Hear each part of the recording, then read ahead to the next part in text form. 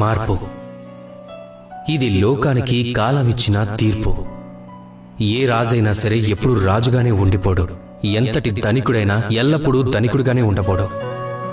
మన కళ్ల ముందే సూర్యుడు వెళ్ళగానే చంద్రుడు వచ్చేస్తాడు.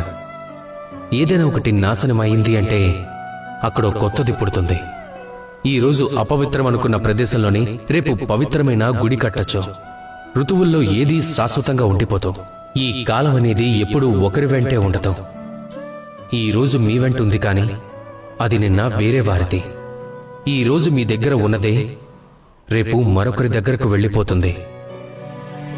మరి మీతో ఉండేది ఏమిటి? కేవలం మీరు చేసిన కర్మలు. ఆ కర్మ ఫలితాలు కూడా మీవి కావు. మీ కర్మే సత్యం, మిగిలినవన్నీ మారిపోతూ ఉంటాయి. అలా మారిపోయినందుకు భయపడాల్సిన అవసరం లేదు. దానిని స్వాగతిస్తే చాలు. ఒకవేళ మీరు చిరునవ్వుతో మార్పుకి స్వాగతం పలికితే ఆ మార్పు కూడా చిరునవ్వుతోనే మీకు అండగా ఉంటుంది.